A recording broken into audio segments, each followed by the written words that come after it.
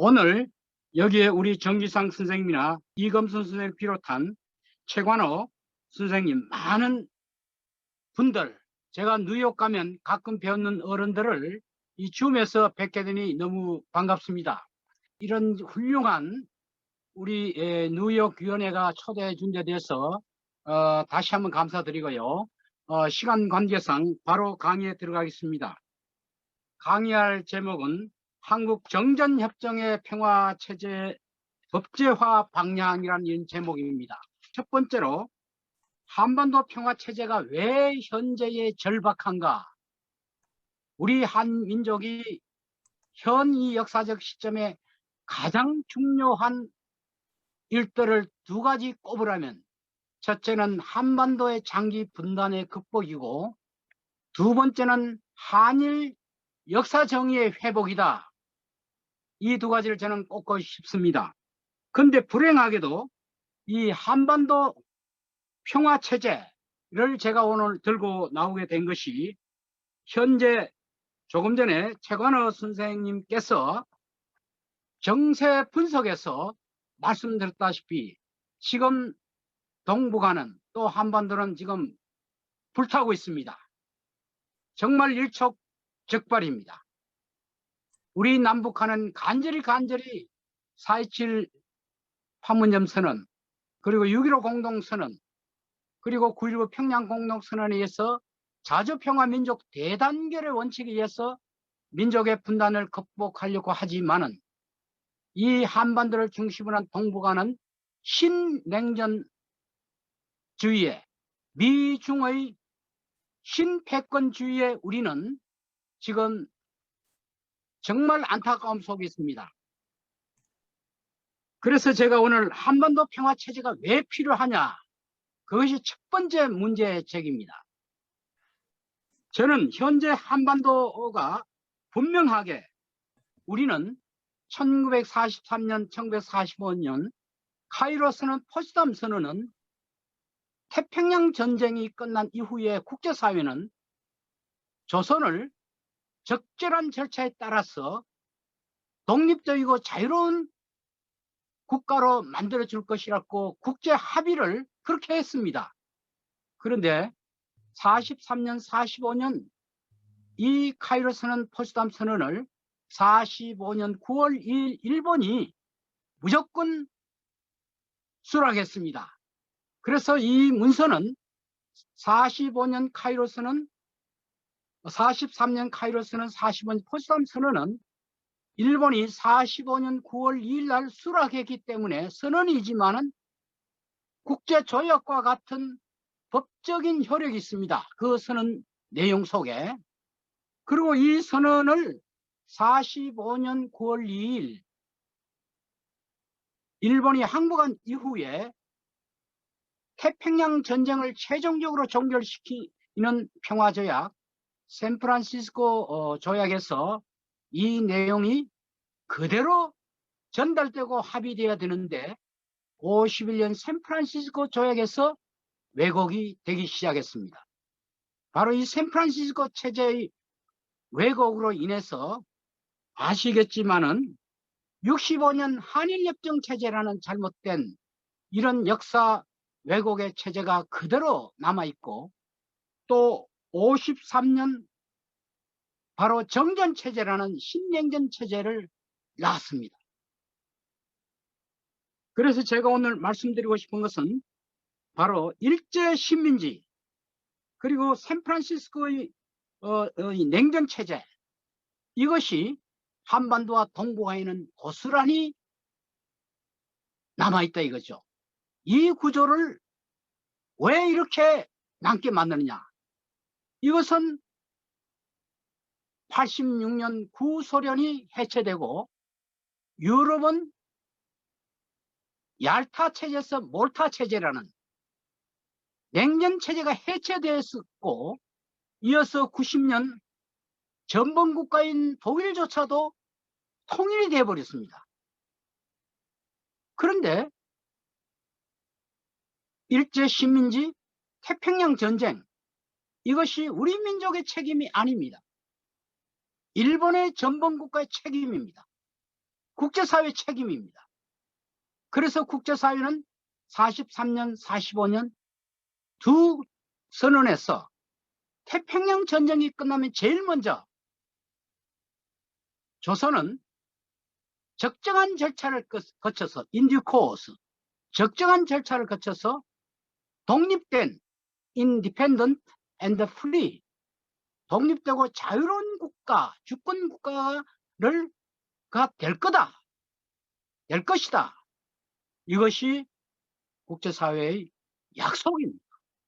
그런데 이 약속이 45년 9월 2일 날 일본이 이 약속에 서명함으로써 법적인 구속력을 발휘한 이 약속이 51년 샌프란시스코 태평양 전쟁을 종결시키는 평화조약에서 왜곡되기 시작했습니다. 51년 평화조약에 무엇이 잘못됐냐? 전범국가인 일본을 처벌해야 되는 응징 조항이 들어가지 못하고 일제 36년을 불법 그리고 합법 중에 그것을 명명백백하게 불법으로 규정하지를 못했습니다. 왜 그러냐? 1947년 바로 냉전이 오기 시작하자 미국의 트루만 독트린이라고 미국의 외교 정책이 바뀌었습니다. 미국의 외교 정책은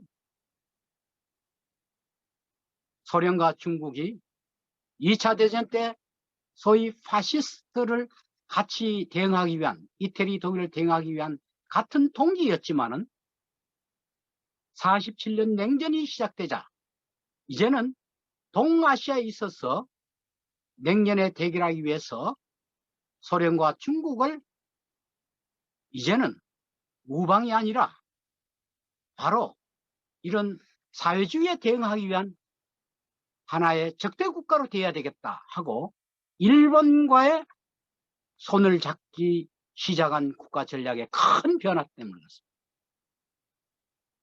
아무리 그렇다 하더라도 태평양 전쟁 그리고 일제 식민지의 가장 피해 국가인 조선과 타이완이 51년 샌프란시스코 조약에서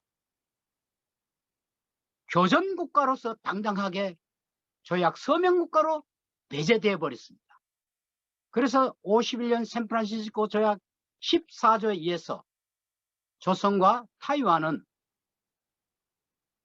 이 태평양 전쟁에서 전성국가가 아니라 전쟁이 끝남으로써 단지 separated areas, 분리된 국가로 인정이 되고 이 분리된 국가들이 전쟁 중에 있었던 피해의 문제는 양자 간에 해결한다. 그것이 한일 65년 체제입니다. 그래서 65년 한일 체제는, 한일협정 체제는 51년 샌프란시스코 체제가 일본의 전범에 대한 묵인, 일본 식민지에 대한 묵인, 이것을 그대로 옮겨 놓은 것이 65년 한일협정 체제입니다.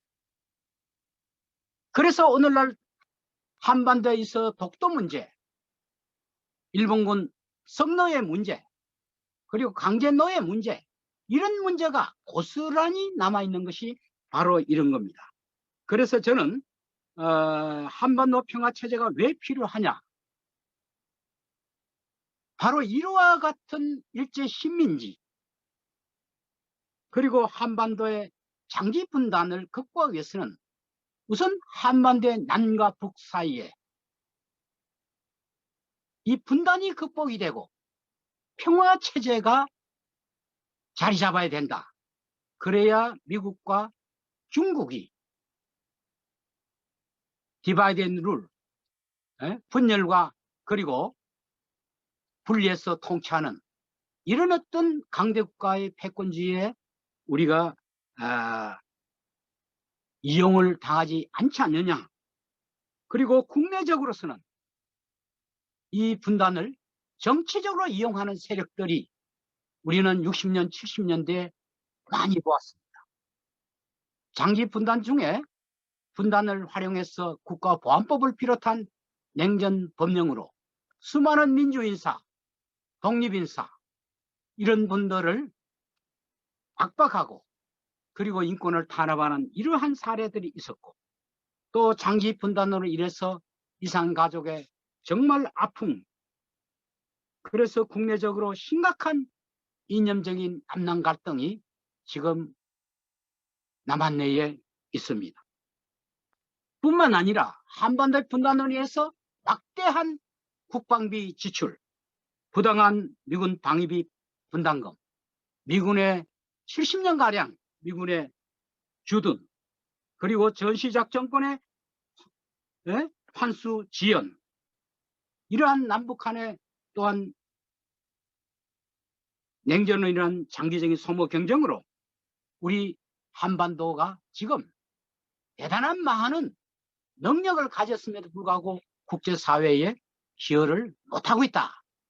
그래서 우리는 바로 한반도 평화체제가 정말 민족적으로 국제적으로도 이것은 너무나 당연한 그런 국제적 합의가 지켜지지 않는 데 대해서 저는 안타까울 뿐입니다.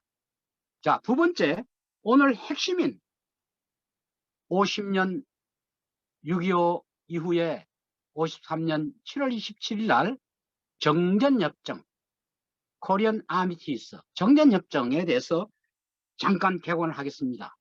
글자 그대로 전쟁은 법적으로 종결하는 것은 평화협정입니다. Peace Treaty. 그러나 전쟁의 일시적인 중단, Temporary Termination of War, 이것이 정전입니다. 정전은 전쟁을 법적으로 완전히 종결하는 게 아니고 일시적으로 중단하기 때문에 정전기간은 평시가 아니고 전시입니다. 국가와 국가 사이에 전시관계를 하면 통상도 못하고 외교관도 서로 교환을 못하고 국가의 허락 없이 외교관을 사람의 접촉이라든가 통상이 있으면 이것은 각각의 국내법에 따라서 간첩행위로 처벌을 받습니다.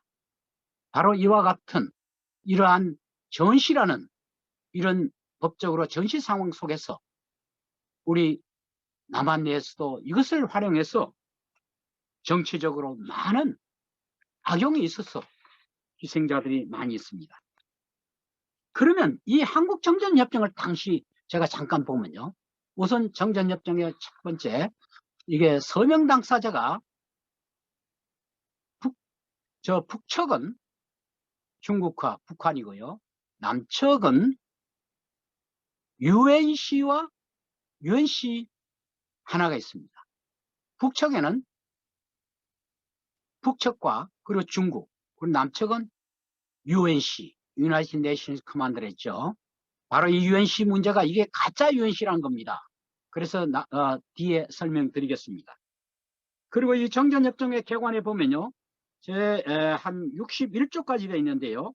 여기에서 63조까지 되어 있는데 여기 서문에 보면 평화적 해결까지 한국에서 적대 행위와 일체 무력 행동 정지 보장을 하고, 특히 정전협정은 이 평화적 해결을 할 때까지 한국에서 적대 행위와 일체 무력 행동을 정지를 보장하는 겁니다. 그래서 군사 분계선과 그리고 비무장지대를 이 목적을 달성하기 위해서 설치했습니다. 여러분, 비무장지대 DMZ라고 가운데 선이 MDL, Military Demarcation Line, 군사 분계선에서 북쪽으로 2km, 남쪽으로 2km. 그렇게 돼 있죠. 네, 그렇게 돼 있고요. 내용은 전쟁포로에 관한 조치, 그리고 또 특히 이것을 지키기 위한 기구가, 가장 중요한 기구가 두 가지 있습니다. 하나는 군사정전위원회라고 있었고요. 하나는 중립국감시위원회라고 있습니다.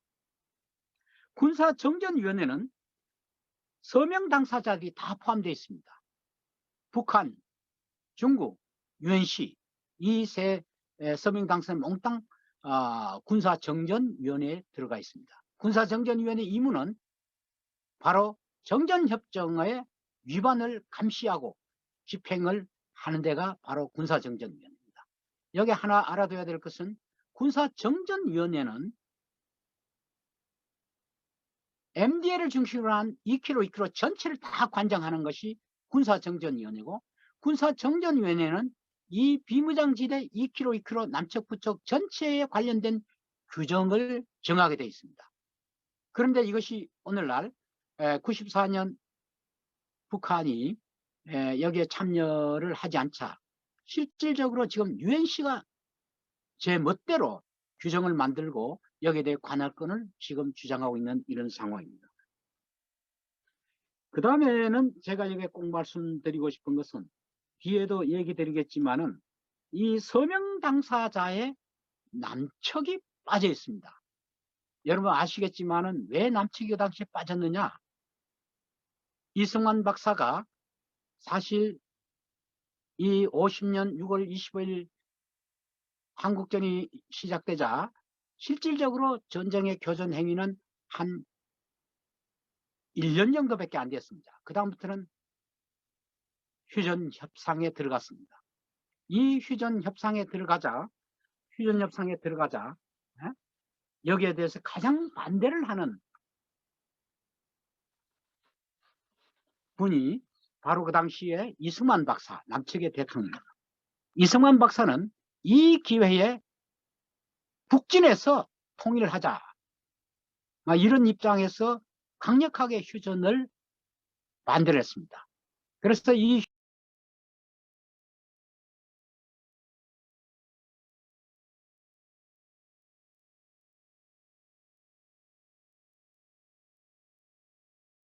중국 측에서 이 휴전에 반대하자, 남측의 이승만 대통령이 반대하면 우리는 휴전협정에 동의를 할 수 없다.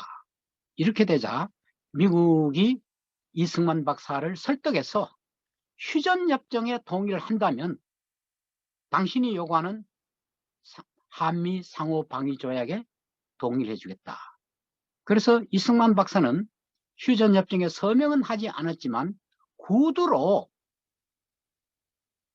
휴전협정을 준수하고 제네바 국제인도법을 준수하겠다라고 구두로 이렇게 성명을 발표하고, 그리고 중국과 그리고 북한이 동의해서 이 휴전협정이 53년 7월 27일 날이었습니다. 여러분들 서명자는 거기에 여러분들 다 나와 있습니다. 자, 한반도 평화체제를 요구해야 될 법적 근거를 세 번째 말씀드리면, 거기에 보면 정전협정의 목적이 평화적 해결 달성 시까지 어디까지나 이것은 하나의 중간 역할이다 했습니다.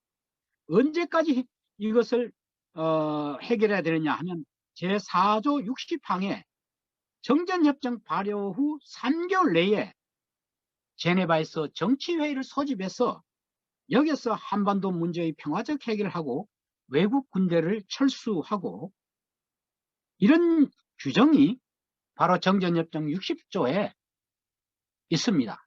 이 협정에 따라서 54년 4월 26일 날 제네바에서 바로 이런 정치회의가 열렸습니다.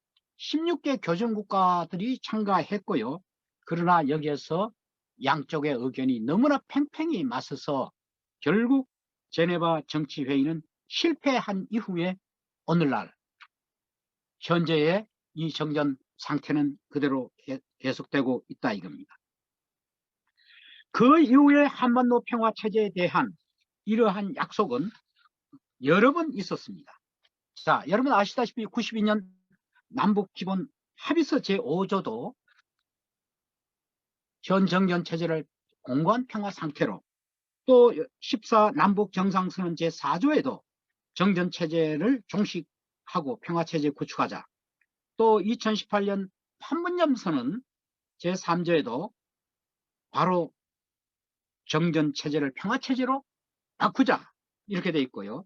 그리고 9.19 평양 공동선언에도 평화체제를 요구할 이 법적 근거 합의가 남북한에 수없이 많이 있습니다. 자, 제가 오늘 왜 평화협정이란 말을 하지 않고 오늘 평화체제라고 이렇게 말씀드렸느냐 하면, 그건 잠깐 제가 말씀드리면, 평화협정이라 하면, 전통적으로 평화협정이라면 전쟁을 법적으로 종결하는 것이 평화협정이다, 이겁니다. 그런데 평화협정이라면 반드시 들어가야 될 요소가 세 가지는 반드시 들어가야 됩니다. 첫째는 전쟁을 법적으로 종결한다는 조항이 반드시 들어가야 돼요. 두 번째 꼭 들어가야 될 조항이 영토 조항이 반드시 들어가야 돼요. 바운더리. 전쟁이 끝나면 어디까지가 서로 경계선을 끊는 그 조항이 들어가야 돼요. 세 번째 들어가야 될 조항이 교전 중에, 전시 중에 생겼던 여러 가지 문제를 평화적으로 어떻게 해결하느냐 하는 그런 문제가 상세히 들어가야 돼요. 예를 들면 포로 교환 문제라든가, 또 손해배상 문제라든가, 그렇죠? 또 여러 가지의 전쟁 중에 있었던 여러 가지 문제, 분쟁 해결 문제, 이 세 가지 요소가 꼭 들어가야 됩니다. 그런데 한국전은 누가 전성국이고 누가 패전국이고 정말 애매모호한 그러한 성격의 전쟁입니다. 그래서 특별히 여기에는 대한민국이 여기에 서명국가가 아니기 때문에 평화체제의 당사자가 누가 되느냐 하는 문제부터 60년, 70년, 80년, 90년까지 남북한에는 이 문제로 인해서 부단하게 서로의 설전이 오갔습니다. 국제사회에서도요. 자, 평화체제의 당사자 문제는 제가 나중에 설명드리고, 평화체제에 꼭 들어가야 될 요소가 제가 세 가지를 했죠. 전쟁의 법적으로 종결한다는 조항. 두 번째는 경계선을 어떻게, 영토, 테리토리얼, 라인을 어떻게 정하느냐, 그걸 명백히 해야 되고, 세 번째는 전시 중에 생겼던 포로 교환 문제를 비롯한 여러 가지 많은 문제들, 이런 문제들을 어떻게 해결할 것인가 하는 조항이 들어가야 됩니다. 그런데 남과 북 사이의 가장 어려운 문제가 바로 두 번째, 영토선을 과연 우리가 남과 북 사이에 평화조약을 맺을 때 그 들어갈 수 있겠느냐 이거죠. 바로 영토조약을 들어간다는 것은 분단국가 입장에서는 분단을 의미하기 때문에 그렇습니다. 그래서 저는 한반도의 이 평화체제, 평화에는 평화협정이라는 전통적인 국제법적인 그런 협정보다는 피스 트리티보다는 조금 더 포괄적으로 피스 레짐, 평화체제라는 말이 적합하다. 쉽게 말하면 법적인 측면에서는 전쟁의 명백한 소위 말하는 종결, 이게 하나 들어가야 되고, 국제법적으로는. 두 번째는 이 역에 꼭 들어야 될 게, 군사적으로 서로 50년, 60년치를 대치되어 있으니까 군사적인 측면에서 신뢰구축 조치가 반드시 들어가야 된다. 세 번째는 상호 남북한은 많은 불신이 아직도 있습니다. 이러한 불신, 이 체제가 지켜지지 않았을 때 상호 불신을 담보해 줄 수 있는 국제 정치적인 보장 장치가 반드시 들어가야 된다, 이런 얘기. 그래서 저는 한반도에는 평화 협정이라는 좁은 의미의 국제법적인 그러한 협정보다는 포괄적인, 좀 더 넓은 국제법적인, 군사적인, 국제정치적인 이 세 가지 요소가 함께 들어가는 평화협정보다는 넓은 개념인 피스 레짐이 더 적합하다. 우리가 다른 1919년 1차 대전이 끝날 때 베르사유 평화조약처럼 타국끼리 싸운 것도 아니고 동족끼리 싸웠는데 여기에 어떻게 영토 조항을 내서 우리가 경계선을 끌 수 있느냐. 이것은 어느 정치가도 그걸 할 수가 없습니다. 우리가 독도 문제 때문에 우리 남과 북 사이에 또 우리 내부에 보수, 보역을 떠나서 독도 문제에 대해서는 다 한 목소리입니다.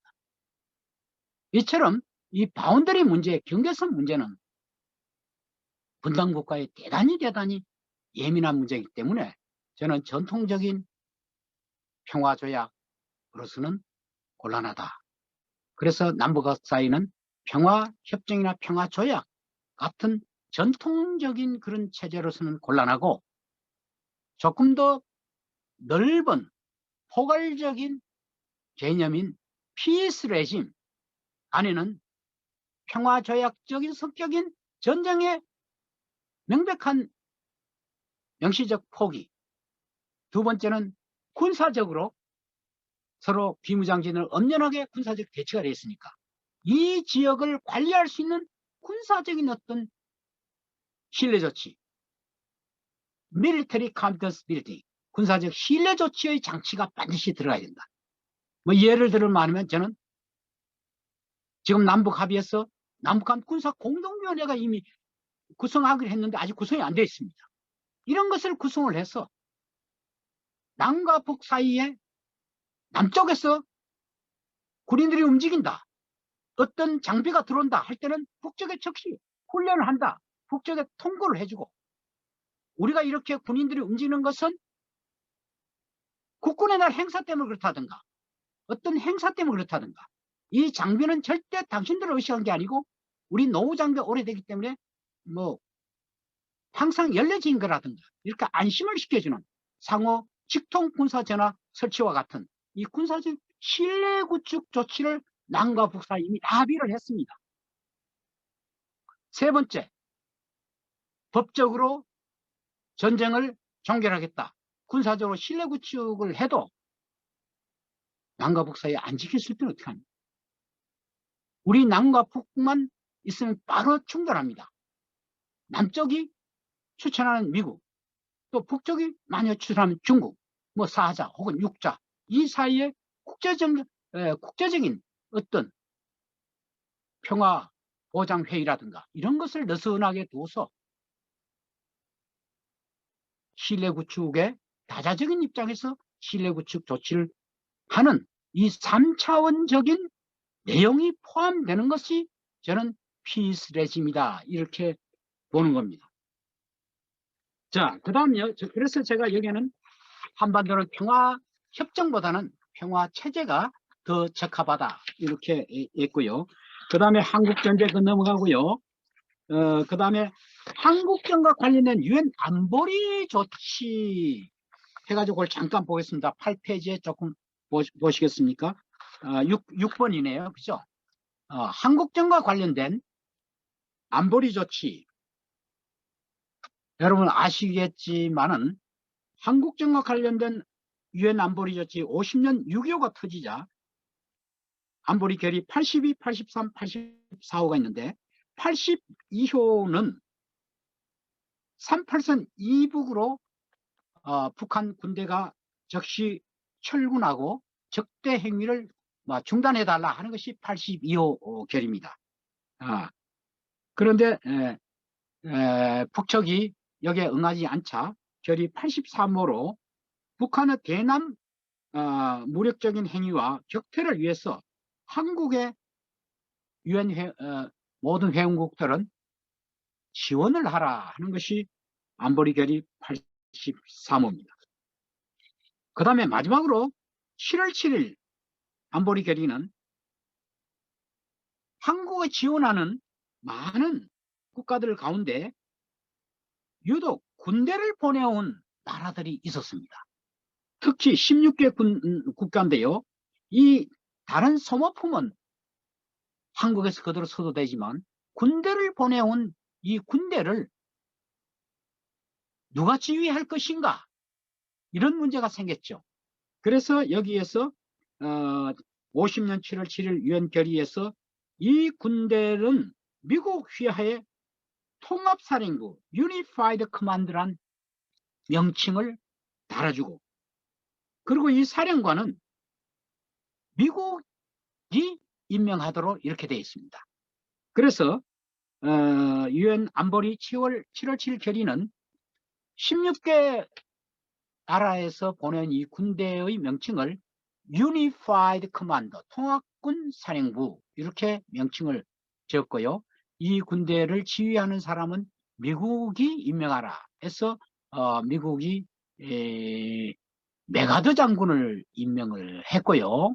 그리고 또 이 통합군 사령부는 유엔기와 유엔 깃발과 그리고 참전하는 각 나라는 자기들 자국의 국기를 사용하라 이런 결의를 했습니다. 근데 여기서부터 중요한데요. 7월 7일 이 결의를 하고 난 이후에 이 부대가 정식으로 출범한 것이 7월 24일 동경에서 출범을 할 때는 이 부대 이름이 바뀌어버렸어요. 유엔과 아무 상의 없이 7월 24일 부대 이름이 Unified Command 해서 현재 이름인 United Nations Command, UNC, 유엔사 이렇게 바뀌었습니다. 마치 유엔과 상의해서 유엔의 사령부처럼 이렇게 보지만 실제 유엔과 아무런 상의를 하지 않았고 그 이후부터 유엔의 모든 활동 보고라든가 예산이라든가 인사상 유엔과의 밀접한 어떤 조직 체계 속에서 이 유엔사가 움직였냐? 전혀 관계가 없었다는 겁니다. 이것은 94년 바로 유엔 사무총장이 94년 확인해 준 사실이다 이거죠. 다시 말하면 현재 한국에 있는 UNC는 유엔의 기구도 전문기구도 유엔의 인사나 예산이나 아무런 상관없는 미국 주도의 다국적 군이다 하는 것이 국제법적으로 정확한 용어정입니다. 그럼에도 불구하고 한국에 있는 UNC는 마치 유엔과 관계 있는 것처럼 유엔의 깃발을 사용하고 또 유엔의 이름으로 상당히 한반도의 평화를 저해하는 이러한 일들을 많이 하고 있습니다. 여러분도 아시다시피 4.27 판문점선언 9.19 평양공동선언에 따라서 남과 북이 합의한 비무장지대에 지피를 철거를 했습니다. 고성에. 그래서 그쪽 고성 군수가 평화걷기 지피를 거쳐서 평화걷기 길을 만들어서 실천을 하자 이것을 못하겠습니다. 또 여러분들이 언론에 다 알려졌지만은 우리 통일부 장관이라든가 또 관계 여러 분들이 이 비무장지대를 방문을 할 때마다 이 UNC는 사사건건 이런 것을 방해를 했고 또 남과 북이 합의한 철도도로 연결 착공식을 하는데 이것도 상당히 방해를 해서 8개월이나 지연되는 이런 일들이 한반도에 지금 일어나고 있는 겁니다. 자, 그러면 어떻든 제가 여기서 말하는 보담은 이런 UNC를 우리는 한국에서 가짜 UNC다.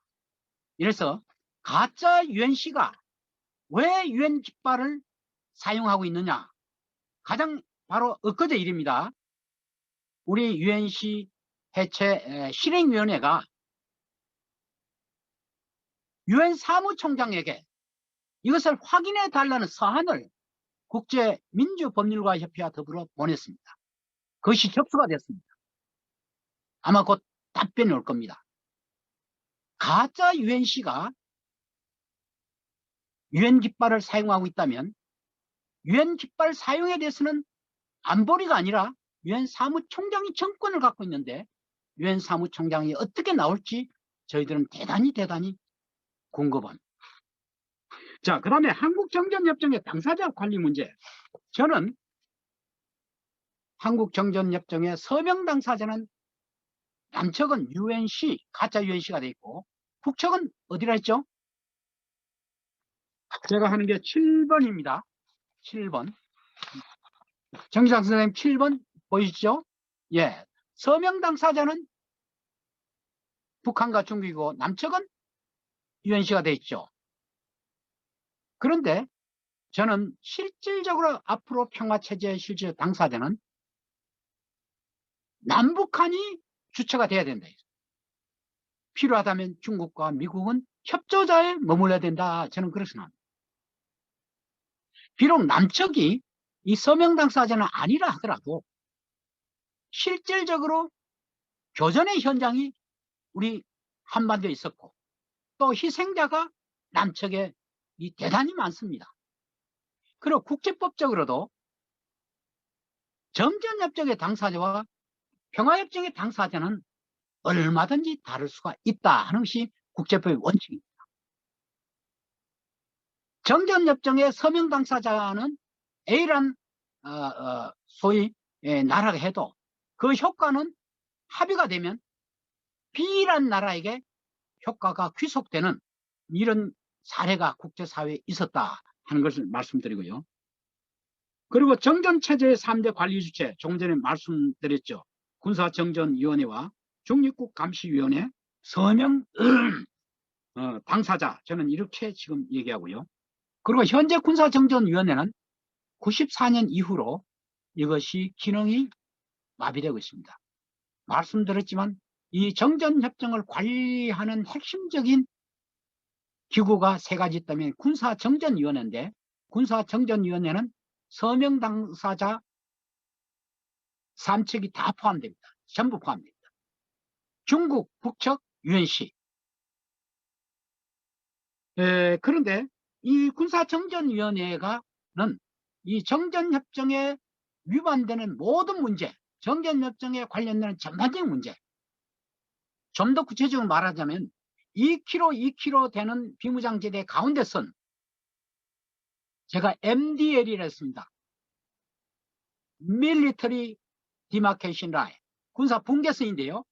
요 선을 넘는 것은 군사정전위원회 허락을 맡아야 됩니다. 그러나 북측의 2km 그 폭의 북측 지역의 비무장지대 지역은, 그 안 지역은 북측의 서명 당사자, 북측과 중국 측이고, 남측의 2km 지역은 유엔시, 남측의 허락을 관리하게 되어 있습니다. 그런데 지금 남측의 유엔시가 이 남측 지역의 비무장지대의 이거 통과라든가 여기에 대해서 지금 상당히 여기에 대해서 까다롭게 굴어서 지금 여러 가지 문제가 생기고, 또 사실 판문점 선언이나 9.19 평양 공동선언을 우리가 실천하기 위해서 비무장지대를 평화적으로 이용하는데 상당히 여기에 대해서 지금 많은 방해를 유엔시가 하고 있기 때문에 현재 문제가 되고 있죠. 어떻든 94년 5월 24일 이후에 북측이 군사정전위에 참여를 하지 않고 군사정전위의 해체를 주장했습니다. 그 당시에 좀 여러분도 아시겠지만은 군사정전위원회의 유엔시의 수석 부의장에 아마 유엔시가 남측의 장군을 임명과 관련된 그런 복잡한 문제가 있기 때문에 94년 5월 24일 이후에 군사정전위원회는 현재까지 올 스톱입니다. 그러다 보니까 또 94년 이후부터 중국도 군사정전위원회에서 지금 다 나가버렸어요. 그래서 북측은 북측만 남아있고 남측도 실질적으로는 유엔시가 그대로 남아있으면서 비무장지대는 현재 북미 장성급 회담, 북측은 판문점 조선인민군 판문점 대표부 뭐 이런 식으로 해서 변칙적으로 정전 협정이 지켜지고 있습니다. 대단히 불안한 그런 상황이 지금 정전 협정의 관리 상태다. 자, 다시 한번 말씀드리면 군사정전위원회는 비무장지대 전체에 관련된 문제는 다 군사정전위원회가 있습니다. 특히 2km MDL을 넘을 때는 반드시 군사정전위원회 허락을 맡아야 되고요. 또 그 비무장지대 규정은 군사정전위원회에서 모두 정하게 되어 있습니다. 하나하나 출입이라든가 이런 거. 그런데 군사정전위원회에서 특히 아시겠지만은 지금 중국이 빠지고 또 미국이 북측이 여기에 응하지 않으니까 군사정전위원회 자체가 기능이 마비되니까 UNC가 마음대로 군사정전위원회 관련 규정을 지금 만들고 있습니다. 근데 여러분들 알다시피 UNC가 누구의 허락을 받느냐 하면 바로 미국의 합참 그리고 태평양 사령부에 바로 연결되어 지금 지시를 받고 있습니다. UNC는 바로 미군입니다. 미국의 뒤에서 다 지시를 하는 겁니다. 그래서 한국에 있는 UNC 사령관, 주한미군 사령관, 그리고 한미 합참 사령관, 이 세 사람이 같은 사람입니다. 세 가지 모자를 한 사람이 동시에 쓰고 있는 겁니다. 그리고 UNC라는 것은 실체가 과거에는 많은 때는 300명 정도 되는데 요새는 한 30에서 40명. 되게 어떤 사람들이냐? 미국이 임명한 미군들입니다. 되게. 그리고 회의가 필요할 것 같으면 우리나라에 파견되어 있는 16개 군의 소위 무관들이 이렇게 모입니다. 소위 참전국 회의했어요. 그리고 그 모인 사람들이 UNC에 있는 사람들이 실질적으로 매일 근무하는 사람은 어전병들입니다. 실병력은 없는 겁니다. 그리고 여러분들 UNC의 본부가 동경에서 있었다가 이 한국에서 여러분들이 옮겨졌다. 이것도 제가 말씀드렸죠.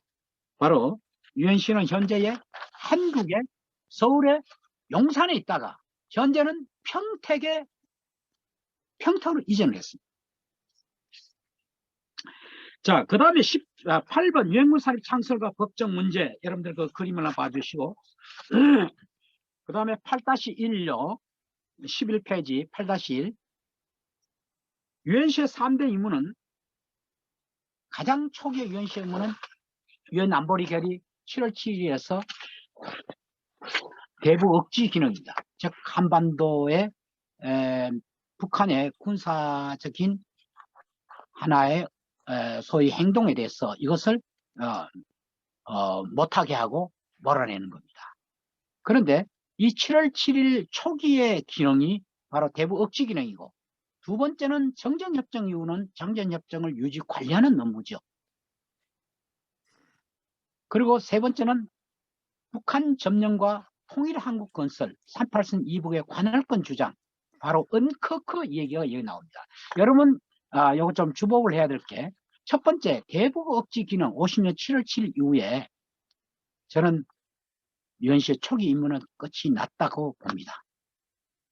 53년 정전협정이 있자 대북 억지 기능은 UNC 임무는 끝났습니다. 그래서 UNC의 주요 업무는 현재 정전협정 유지 관리가 맞는데요. UNC가 사실은 78년 작전지휘권 한미합참 이양 이후 이게 무슨 얘기냐면 여러분 아시겠지만 50년 7월 14일 날 한국 전쟁 중에 우리 이승환 박사가 서한으로 대한민국의 국군의 모든 작전 지휘권을 그 당시 UNC의 사령관인 에가드 장군에게 다 주어버렸습니다. 그것이 작전 지휘권을 우리가 넘긴 최초입니다. 그런 UNC가 78년에 그 작전 지휘권이 한미 합참에 지금 이양을 했습니다. 한미 합참에 이양을 했습니다. 왜 한미 합참에 이양을 했느냐? 하고 싶어 그런 게 아니라 바로 75년에 유엔 총회에서 UNC 해체 결의가 서방층이나 소위 말하는 이쪽에 사회주의권 측에서 한 결의가 다 통과되어 버렸습니다. 그래서 UNC는 이제 임무가 완수되었다. UNC는 해체해야 된다. 이게 국제사회의 여론이었습니다. 그래서 여기에 당황한 UNC는 UNC가 없어져 버리면 자기가 갖고 있는 작전지휘권도 없어지기 때문에 이걸 빨리 얼른 한미 합참에다가 옮겨 놓아야 되는 필요성 때문에 현재 78년 작전 지휘권을 한미 합참에 지금 들어가 있습니다. 한미 합참에 들어갔지만 실질적으로 미국이 쥐고 있는 겁니다. 그 다음에 세 번째 여러분들 이게 중요한데요. 그 한국전 중에 현재 비무장지대에 대해서 UNC가 왜 4.27 판문점 선언이나 그리고 9.16 평양 공동선언에 합의한 대로 우리가 철도도로 연결이라든가 그 비무장지대 평화적 이용을 하려는데 저렇게 방해하는 법적 근거가 뭐냐 하면 50년 10월 7일 날 유엔에서 어떤 결의를 했냐면 여러분들 아시겠지만은 북한군이 내려왔다가 UNC가 사실 인천 상륙 작전을 해가지고 허리를 잘랐잖아요.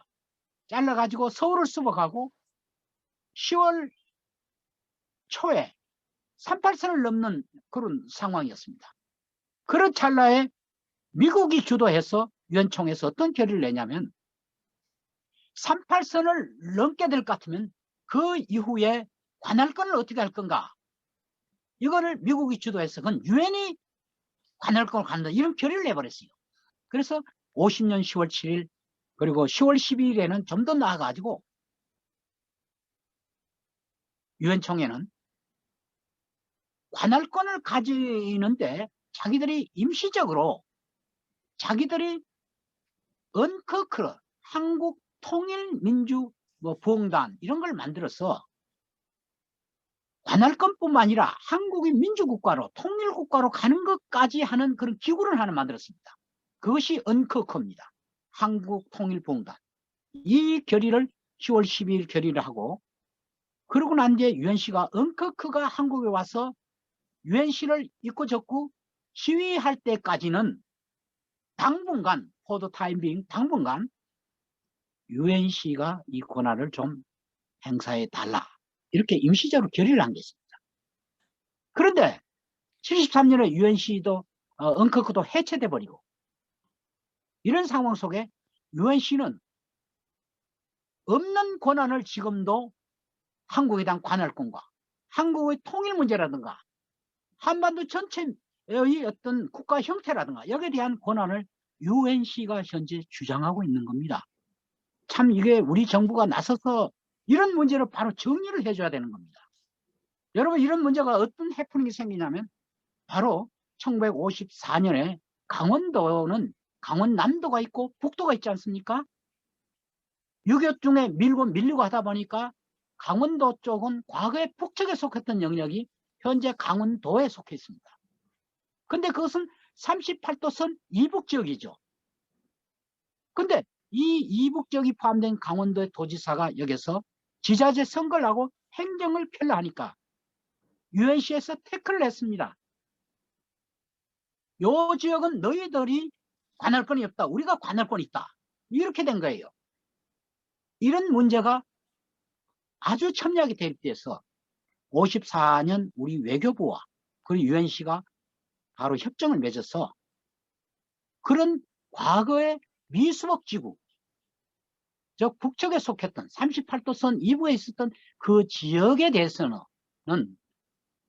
UNC가 관할권을 가지고 강원도는 어드민스트레이션 파워, 행정권, 행정편의권을 준다 하는 협정을 맺었습니다. 엄격히 말해서 100% 우리 주권이 없는 겁니다. 남북한이 주권이 없는 겁니다. 지금 이북지역은 엄격히 말하면 UNC, 미국이 지금 관할권을 갖고 있는 겁니다.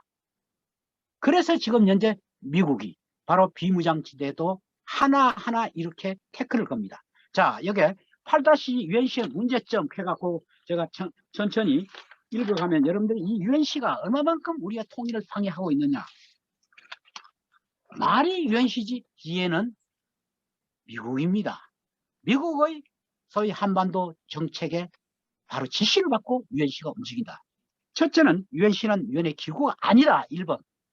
그렇죠? 94년 6월 24일 유엔 사무총장 브루투스 켈리에게 우리가 정식으로 질의를 했더니 브루투스 켈리가 UNC는 유엔의 기구가 아니다. 2008년 9월 27일 유엔 사무차장 로즈마리 디카를로도 똑같은 대답을 했습니다. 두 번째는 유엔시는 한국의 지금 주권을 침해하고 있습니다. 바로 비수복지구 또 강원도에 있는 과거에 북측 지역에 속하던 그 지역에 대해서 자기들의 관할권을 지금 주장하고 우리는 행정권만 지금 갖고 있다는 거예요. 그리고 비무장지대에 대해서도 자기들은 주리스딕션 관할권을 주장하고 여기에 들어갈 때는 자기들의 허락 없이는 못 들어간다는 겁니다. 또 세 번째는 유엔시를 따라 일본 자위대가 한반도에 진입하는 개연성이 있습니다. 유엔시 여러분들이 후방 부대가 오키나와에 비롯하여 7군데 유엔시 지부가 있습니다. 유엔시가 본부가 일본에 있다가 한국으로 옮깁니다. 옮기고 난 뒤에 7개 지부가 유엔시 본부는 한국에 옮겼고 7개 지부가 지금 일본에 있습니다. 그런데 미국과 일본 사이는 아시겠지만 미일 안보 가이드라인이 있습니다. 미일 안보 가이드라인의 핵심은 한반도 유사 사태나 요새는 그 넓어졌습니다. 응? 동북아 유사 사태가 날 때는 일본 자위대는 미군의 병참을 돕기 위해서 처음에는 한반도에 요새는 전국적으로 어디든지 동참할 수 있다 이겁니다. 여러분 생각해 보세요. 한반도의 유사 사태는 북한 유사 사태 아닙니까? 이럴 때는 바로 일본의 자위대가 미군과 미군의 병참을 빌미로 한반도에 진입을 한다.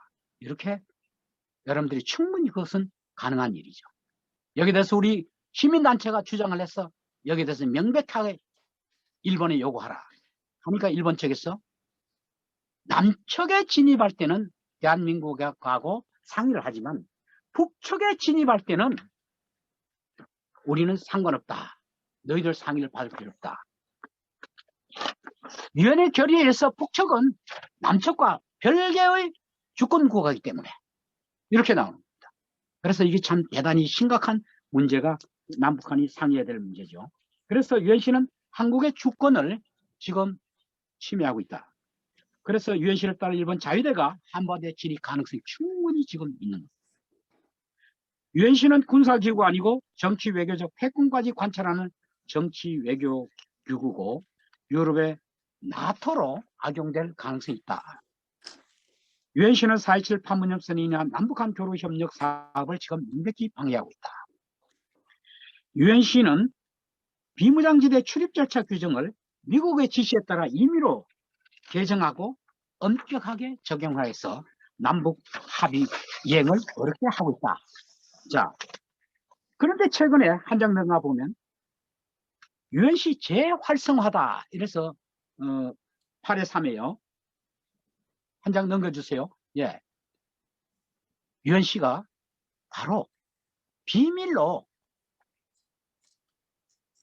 1975년에 유엔시의 해체 결의가 국제사회에서 나고 남한 내에서도 유엔시에 대한 상당한 역에 된 반대 여론이 있자 유엔시는 자기들이 갖고 있는 권한을 78년에 작전 지휘권을 가지는데 이것도 읽을까 싶어서 한미 합참에다 줬다 하잖아요. 그래서 유엔시를 어떻게 하면 다시 쫓겨나지 않고 존재감을 여기에 과시할까. 이렇게 해서 이 사람들은 상당히 여기에 대해서 치밀한 작전을 하고 있습니다. 그래서 이런 치밀한 작전이 미래연합사 뭐 이런 거에서 자기들이 유엔시가 살아남기 위한 어떤 재활성화 존속 전략을 지금 하고 있다 하는 것을 여러분들이 알아야 됩니다. 그 다음 8회사 유엔시와 동아시아 평화.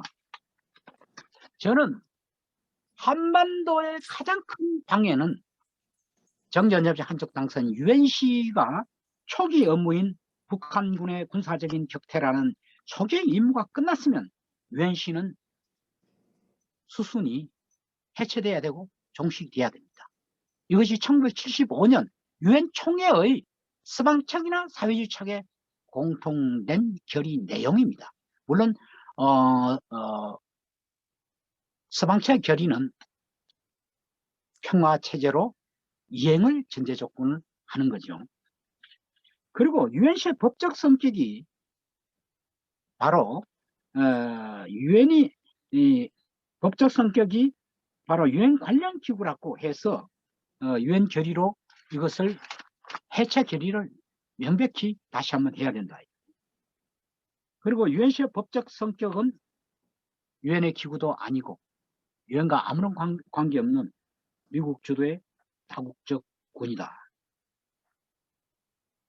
그래서 저는 앞으로 한반도의 평화체제 이행에 가장 중요하고 또 한반도 평화체제의 당사자로 남북한이 되려면 유엔시가 현재 하고 있는 모든 임무를 저는 자연스럽게 정전협정 61조에 따라서 남측에다가 모든 권한을 위임하는 그러한 일들이 있어야 되고, 그걸 위해서 우리 정부는 여기에 대한 TF팀을 만들어서 미국을 설득시키고 국제사회를 설득시키는 일이 한반도 평화 프로세스에 대단히 필요하다. 그래서 한반도 평화, 동북아 평화 시대를 열기 위해서는 UNC가 나갈 길은 단기적으로는, 즉 해체 전에는 4.27 판문점 선언 이행을 통한 한반도 평화 프로세스에 적극 협력해야 되고, 2019년 UNC 활성화 조치 이는 즉시 철회돼야 되고, 한국군의 전작권을 적극 이양에 적극 협조해야 된다. 장기적으로는 정전협정 제61조 유엔 사령관, 북한군 사령관과 긴밀히 협의해서 정전협정 남측 집행기관을 한국군 사령관으로 저는 교체를 해야 된다. 동아시아 평화 시대는 UNC가 조기 해체되고 4.27 판문점 선언에 입각하여 남북한이 자주와 평화 통일 정신에 입각하여 평화 프로세스를 촉진한 길이 저는 바른 길이다, 이렇게 생각합니다. 자, 그 다음 넘겨주세요. 8회 오고 그 다음 또 한 장요.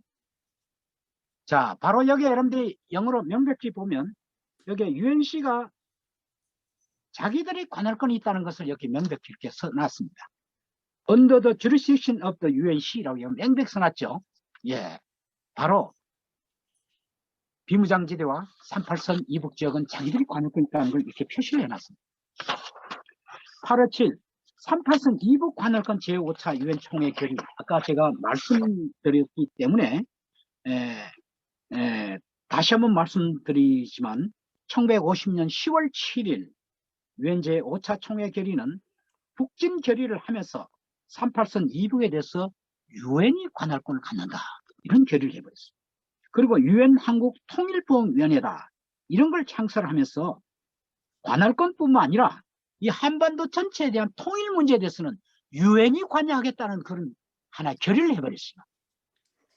우리가 생각하는 것과 달리 지금 UNC는 자기들이 38선 이북에 대한 관할권뿐만 아니라 앞으로 한반도에 만들어질 이 통일 문제에 대해서도 언커크라는 기구에 근거해서 통일 문제도 자기들 관여할 권리가 있다, 뭐 이렇게 생각하고 있다는 거죠. 1950년 10월 10일 언커크가 어떤 임시결의를 하나 했는데요. 이 언커크가 도착하기 전에는 우리가 지금 물리적으로 곤란하니까 한국에 이미 와 있는 UNC가 그 권한을 행사해라고 임시적으로 행사를 했습니다. 그런데 언커크가 10월 26일에 좀 늦게 도착했는데, 도착하고 언커크가 지금 해체된 마당에 UNC는 아무런 권한 없이 언커크가 갖고 있는 권한을 그대로 지금 행사하고 있다는 것을, 이것은 불법이고 무효다, 이런 생각을 합니다.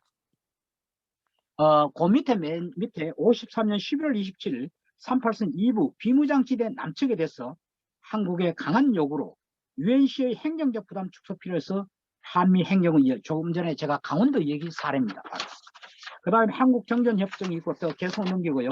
자, 그러면 결론 들어가겠습니다. 한반도 평화체제는 세 가지 측면에서 제가 추진이 돼야 된다 했습니다. 하나는 법적인 측면, 하나는 시간이 많이 되기 때문에 좀 요약을 해서 하겠습니다. 군사적인 측면, 하나는 국제정치적인 측면. 한반도 평화체제는 전통적인 좁은 의미의 평화협정으로 저는 불과하다. 전통적으로 좁은 의미의 평화협정은 1차 대전이 끝난 후 1919년 베르사유 조약은 전통적인 국제법적인 평화조약을 맺었습니다. 전쟁의 법적인 종결 명시, 영토조항의 명시, 전시 중에 있었던 포로 교환을 비롯한 여러 가지 문제 해결 방안, 이런 것이 들어갔습니다. 그러나 한반도는 분단 국가입니다. 그렇기 때문에 남과 북 사이에 첫 번째와 세 번째는 들어갈 수 있어도 두 번째 영토조항 문제는 우리는 합의할 수가 없습니다. 이것은 바로 분단의 의미가 있습니다. 그래서 또 실제적으로 군사적으로 남과 북은 엄연하게 대치된 상황이기 때문에 이 군사적인 측면을 우리는 고려를 해야 된다. 그리고 또 세 번째는 남과 북 사이는 아직도 불신이 많습니다.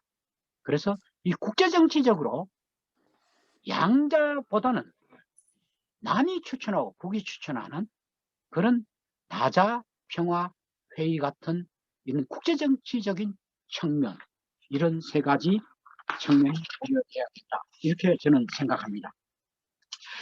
한반도 평화체제 추진에 대해서는 남과 북 사이에 많은 합의가 있었다는 것을 저는 여기서 일단 생략하겠습니다. 그래서 맨 끝에 여러분들이 현재의 우리는 사실 그동안에 1990년 남북기본 합의서를 비롯하여 많은 남과 북 사이의 평화체제를 만들자는 합의를 했지만 이것이 실현되고 있지 않습니다. 특별히 제가 여기 하나 강조하고 싶은 것은 천안함 사태. 여러분들 천안함 사태가 나오죠. 참 안타까운 일. 11-3 2010년 3월 26일 날 이 천안함 사태를 계기로 해서 그 다음 오이사 조치라는 게 바로 이어졌습니다. 오늘 11.4에 오이사 조치라는 것은 대한민국 정부 대통령이 남북한의 개성공단을 제외한 신규 투자, 남북교역 일체 다 보류를 시키는 이런 조치를 대통령이 임의로 해버린 겁니다. 이것이 오이사 조치입니다. 그런데 유감스럽게도 이 오이사 조치가 사실상 효력을 잃은 것으로 한다라고 했지만 우리 정부가 여기서 명백하게 무효다 이런 선언을 왜 하고 있지 않은지 저는 아직도 학자로서 대단히 좀 의아심을 갖고 있습니다. 어떻든 4.27 선언 판문점 선언이 있었음에도 불구하고 판문점 선언이 있었음에도 불구하고 여러분들이 11-4 11-4에 제6차 북한 핵실험이라는 2017년에 한 장 더 넘겨주세요.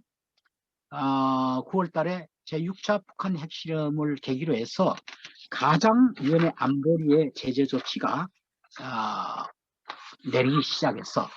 지금 이제 유엔의 안보리 조치도 엄격하지만은 이 안보리 조치에 따라서 각 국가들이 북한에 하는 대북 제재 조치, 특히 그 가운데도 미국의 대북 조치는 이거는 국제법 위반입니다. 특히 미국의 대북 조치 가운데 세컨드리 보이콧 1차 제재가 아니고 2차 제재를 하는데요. 이것은 명백히 국제법 위반입니다. 미국이 이 세컨드리 보이콧을 어디에 딱 하면 썼냐면 이란에 썼습니다. 그래서 이란이 핵 문제에 대해서 손을 들었습니다. 쉽게 말하면 위반한 나라에만 제재하는 게 아니라 그 위반한 나라와 기업과 개인과 접촉하는 다른 제3자도 다 제재를 한다는 겁니다. 그러니까 북한의 목줄을 죄겠다는 겁니다. 쉽게 말하면 연자제입니다. 이것은 우리 국제법상 국가책임론의 입장에서는 이것은 명백히 미국이 세컨드리 보이콧은 저는 국제법 위반이라고 보고 있습니다. 자, 그럼에도 불구하고 우리는 2018년 평창 동계올림픽 계기로 해서 4.27 판문점선언, 9.19 평양 공동선언, 정말 대단한 걸 했죠. 그리고 또 2018년 6월 12일에 북미 간의 새로운 북미 관계라는 엄청난 최초의 이런 결과를, 이건 대한민국 정부가 이건 주선했습니다. 이건 우리 문재인 정부의 큰 공헌입니다.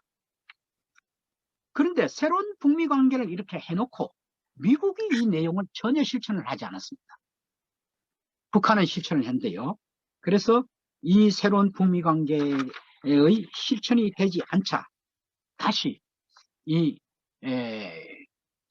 2019년 2월 달에 하노이의 제2차 북미 정상회담에서 북미 관계는 완전히 파탄이 나고, 여기에 대해서 북한은 왜 한국이 운전자의 역할을 끝까지 좀 해주지 않는 이유가 뭐냐 보니, 남한 정부가 미국에 대해서 그렇게 자주적인 정부가 아니다 라는 판단에 서서 이제는 미국하고 직접 대결해서 단판을 짓겠다, 막 이렇게 하면서 남북관계는 지금 여러 가지 측면에서 지금 소강 상태에 들어가 있는 겁니다.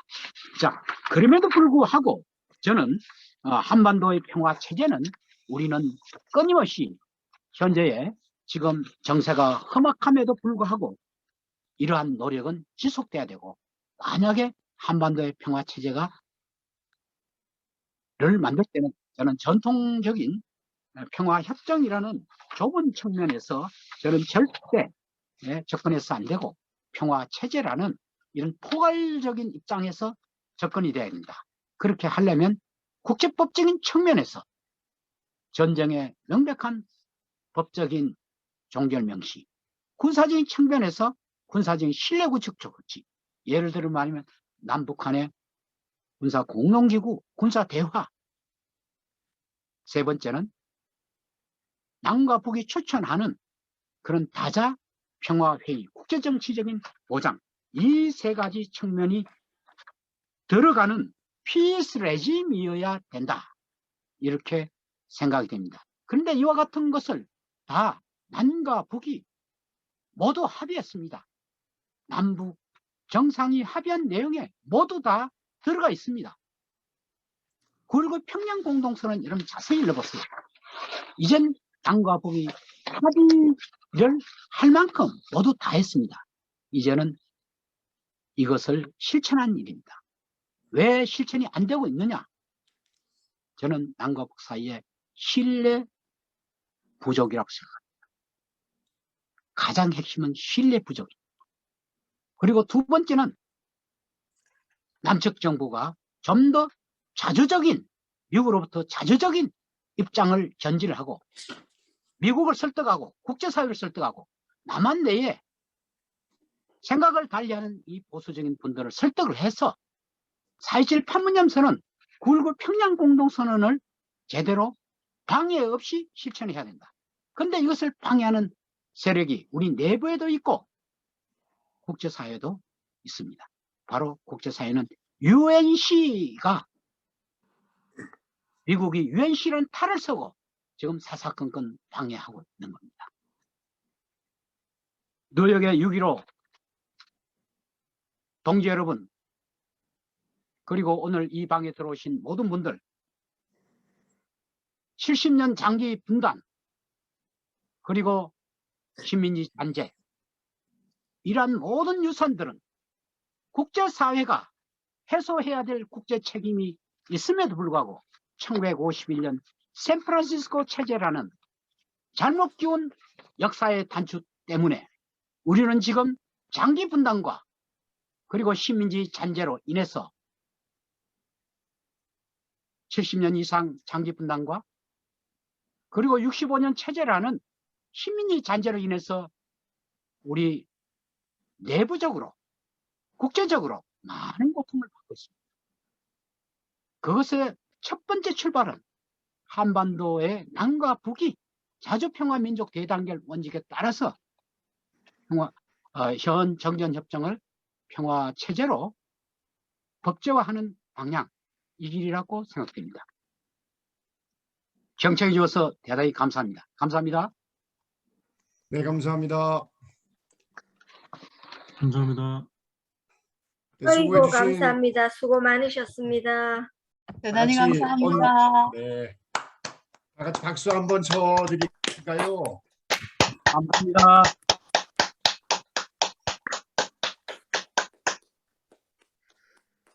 예, 일반적으로 그 정전 협정을 유지하려고 하는 미국의 의도는 저희가 알고 있었지만 이렇게 자세하게 정전 협정 그다음에 정전 그 체제가 갖는 의미에 대해서 설명을 듣기는 처음인 것 같습니다. 그 작전 지휘권이 왜 언제 한미 합참에 넘어가게 된 역사적인 내용도 저는 오늘 처음 들은 것 같습니다. 오늘 들으신 분들 궁금하신 점들이 있으면 좀 질문하실 분들 손 들어 주십시오. 네, 교수님, 정말 아주 명강연 잘 들었습니다. 제가 사실 그 평화 협정과 평화 체제에 대한 이제 좀 이해가 부족했는데 오늘 강연을 통해서 정말 명쾌하게 왜 평화 협정, 그 피스 트리티하고 피스 레짐이 어떻게 다른지 명확히 이해를 해서 우리 어떤 지평을 넓혀주신 그런 좋은 강연이었다고 생각을 합니다. 그런데 제가 이제 오늘 그 질문보다는요, 좀 제안을 드리고 싶은데, 제가 지난 2년간 사실 그 미국보다는 이제 이 서울에 와서 더 활동을 많이 했습니다. 최근에는 통일인력거라는 우리 통일운동을 좀 열심히 개인적으로 하고 있는데요. 뉴스로 통해서 좀 기사를 보신 분들도 계시겠지만, 제가 이 통일인력거를 하면서 지금 그 임진각이나 통일대교 여러 번 갔는데 번번이 이 목적지가 판문점인데도 불구하고 한 번도 가지를 못했습니다. 가지를 못하는 이유는 다 그 유엔사 지휘를 받고 있습니다. 그러니까 우리 땅인데도 불구하고 우리가 가지도 못하고 이 판문점에 가는 길이 봉쇄되어 있는데 뭐 심지어 뭐 통일부 장관도 마음대로 못 가고 대통령도 허가를 받는 그런 상황 아닙니까? 적어도 이 비무장지대 쪽에 오면은 우리나라가 과연 주권을 가진 독립국인지 정말 그 회의적인 그런 아주 현장인데요. 지난 2년간 우리 이장희 교수님 비롯해서 그 많은 분들이 그 노력하신 결과물 하나가 있습니다. 그 유엔 사령부의 실체와 그 문제점이라는 이런 책입니다. 이 책은 정말 그 이장희 교수님 비롯해서 실행위원회 12분이 중심이 돼서 정말 많은 공을 들였는데요. 이 책을 교과서처럼 저희가 알아야 될 것이 유엔 사령부의 어떤 실체와 이게 왜 해체되지 않고 지금까지 남아있는지 너무나 어이없는 그런 진실이 다 담겨 있습니다.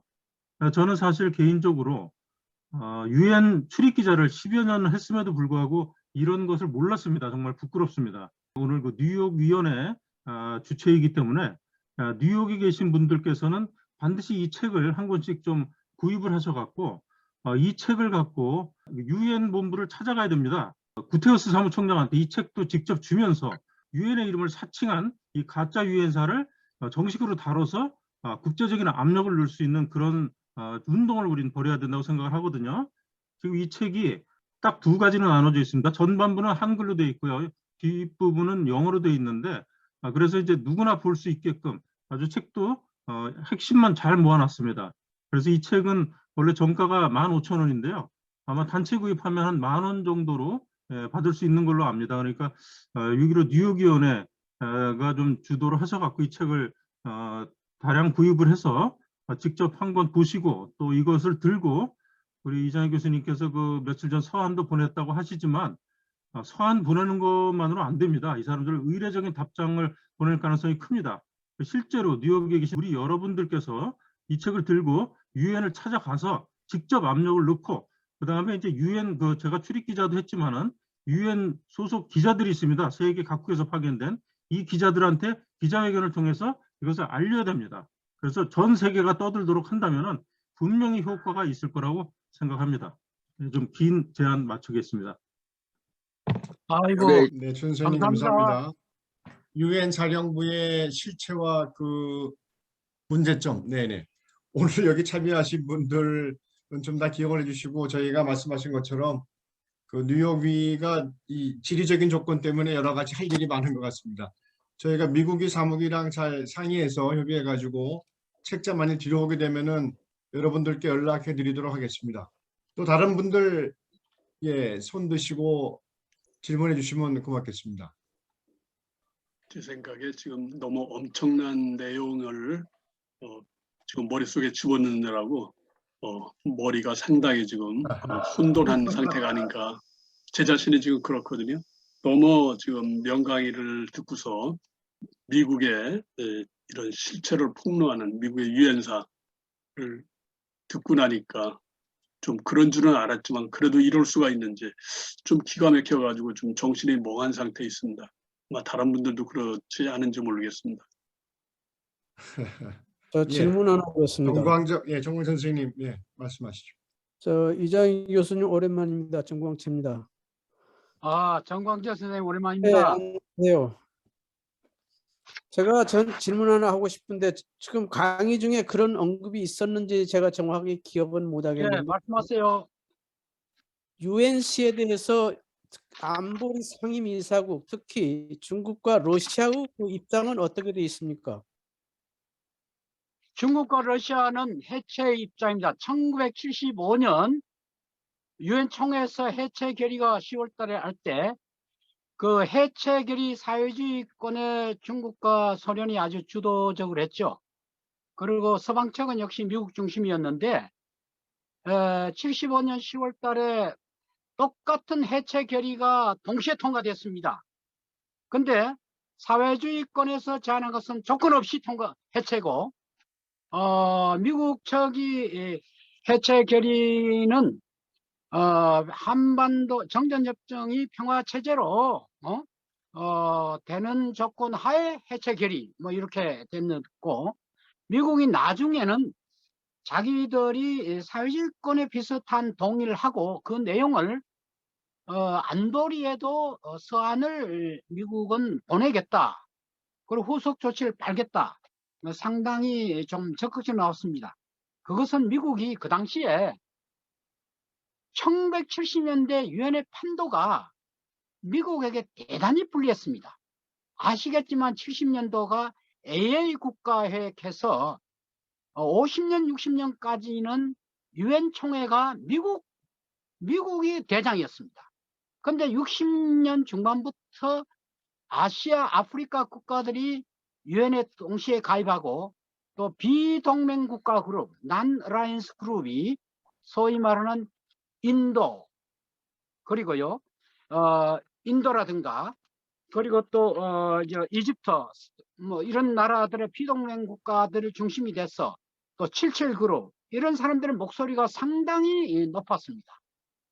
미국이 대비동맹 국가 그룹의 외교를 위해서 UNC 해체에 상당히 외면할 수가 없는 그런 상황이었습니다.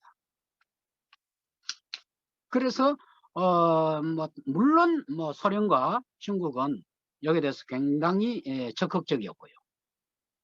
이상입니다.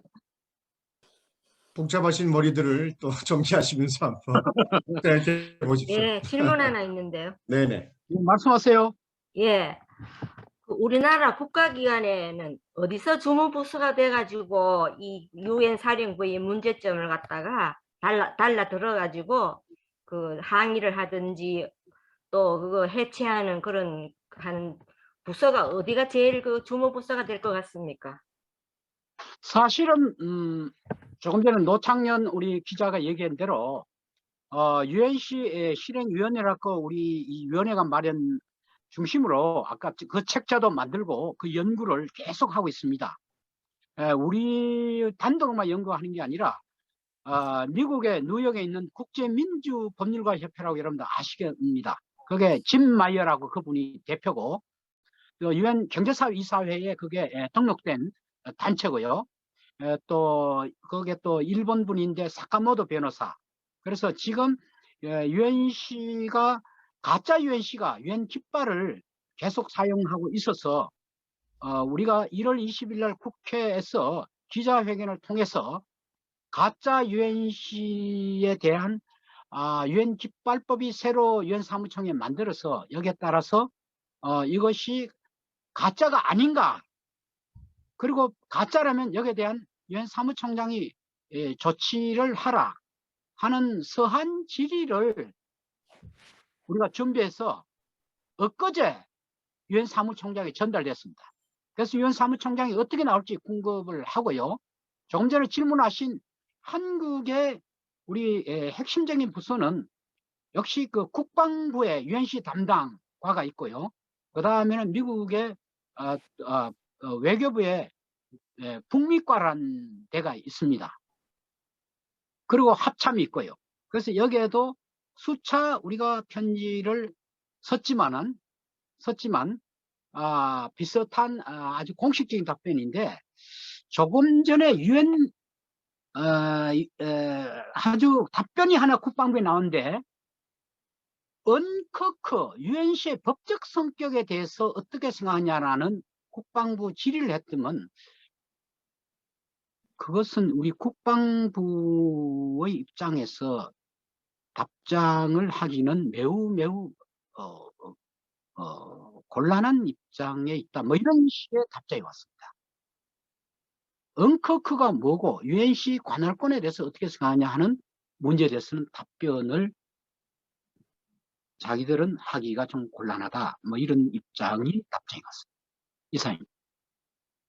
작전 지휘권 하나 아직 회수 못하고 있는 우리 정부 입장에서 글쎄요, 그 자주적인 정부가 들어서야지만, 그리고 실은 저희가 많이 기대했었는데 그 기대에 못 미쳤던 문재인 정부에 대한 생각을 또 하지 않을 수 없는데, 여러분들 또 질문해 주십시오. 질문 나오기까지 제가 하나 말씀드리면 예. 사실은 우리가 원래도 이 문재인 정부 들어와서 국방비와 공격형 무기가 박근혜 이명박보다도 더 높아졌습니다.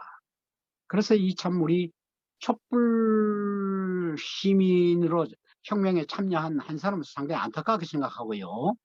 거기에 또 뭐냐면 그 방위비 분담금이 굉장히 높아졌고요.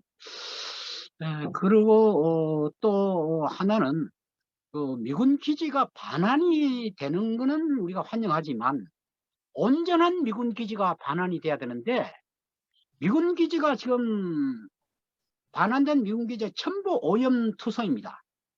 저건 결과적으로 국민의 혈세가 정화하는 데 들어간다는 겁니다.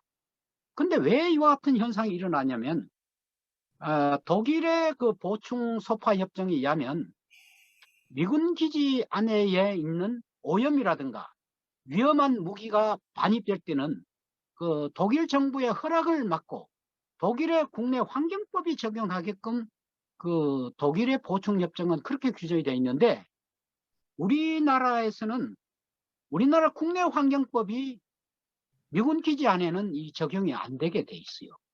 또 하나는 뭐냐면 그 환경 오염 치유가 미국의 환경 기준이 돼 있고 한국의 이 기준이 적용이 안 되기 때문에 우리 국민의 막대한 혈세가 국방비는 올라가지만 그 국방비가 뭐 전투력 강화라는 본래 목적보다는 미군 기지 환경 오염 치유에 천문학적인 돈이 더하기 때문에 국방비가 올라간다는 겁니다.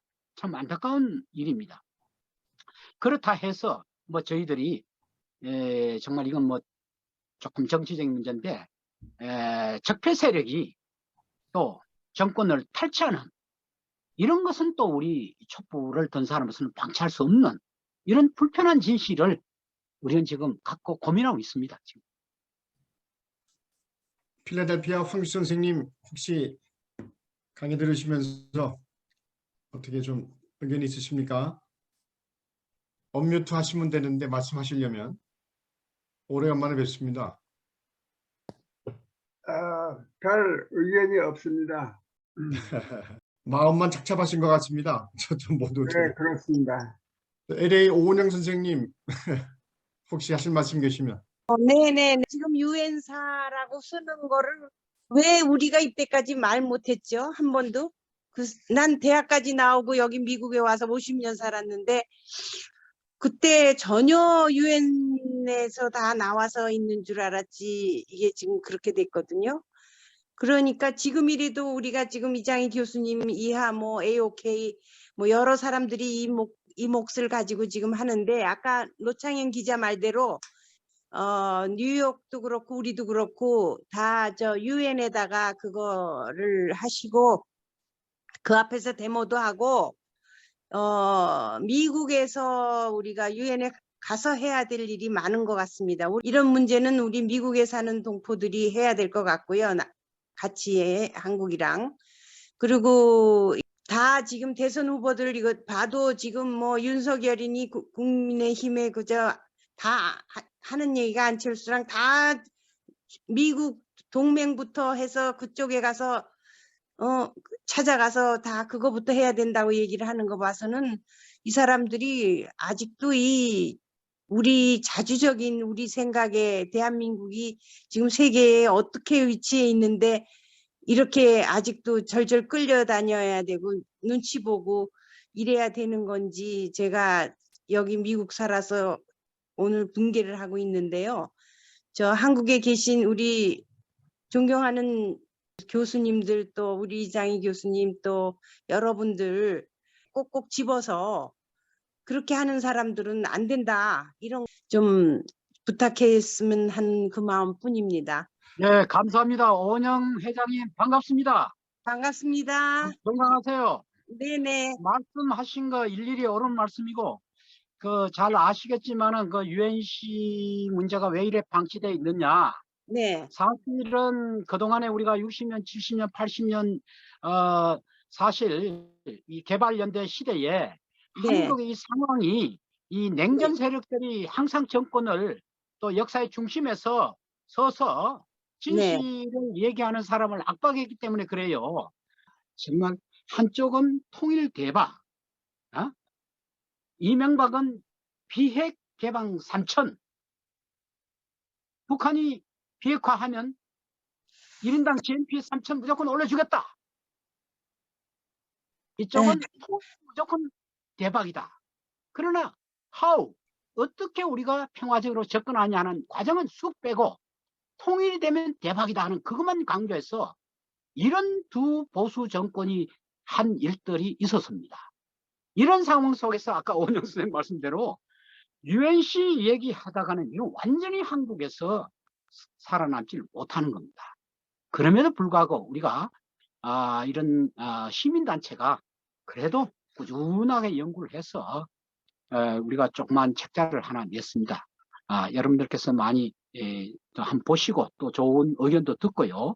그러나 끊임없이 UNC 실행위원회가 이런 책자를 통해서 한글, 영어 또 거기에 참여하는 사람이 미국의 평화단체가 한 32개가 단체였습니다. 그 책자를 보시면 뒤에 한글, 영어로 번역이기 때문에 어떤 주요한 단체가 관여하고 있는가 아실 겁니다.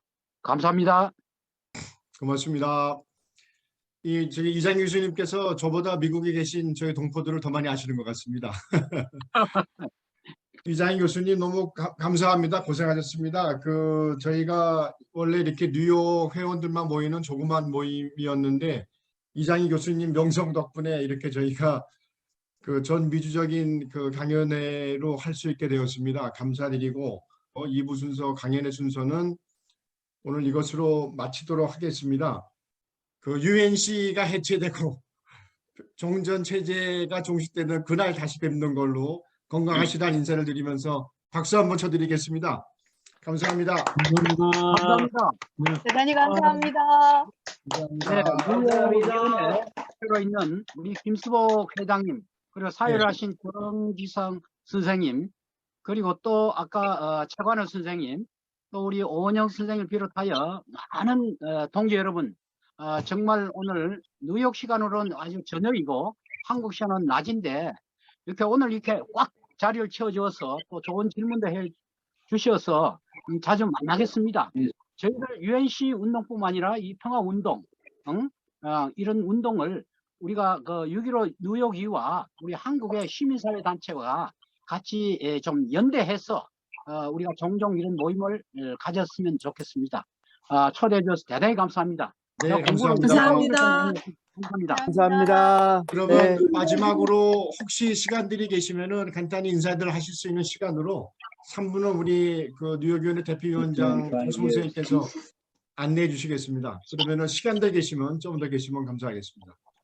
너무 엄청난 강의해 주셔서 이장희 교수님 다시 감사드리고 말씀하신 대로 앞으로 이렇게 서로 유대해 가지고 이렇게 줌이 있어서 유대가 쉬워졌습니다. 요새 앞으로 자주 그런 기회를 갖기를 바라며 특히 우리 6.15 회원들 뉴욕에 계신 분들이 아마 보통 그러셨을 건데 유엔 본부가 마나탄역이 우리 지척에 있는데 어떻게 그런 유엔 본부에서 이렇게 무책임하게 아직도 미국의 행패를 놔두고 있는지 우리들이 가서 항의도 해야겠고 그런데 이걸 저희들이 너무 몰라서 그랬는데 오늘 강의 듣고 배웠으니까 앞으로 어떻게 할 건지 고민만 할 게 아니라 6.15 공동선언 실천과 같이 어떻게 실천해 가지고 행동으로 옮길 수 있을 건지 앞으로 다가오는 4.27 때도 이 문제를 어떻게 아까 우리 그 시위도 하고 그렇게 의결을 했으니까 뉴욕에 또 그런 평화운동 단체들이 있다니까 어떻게 연대하면서 할지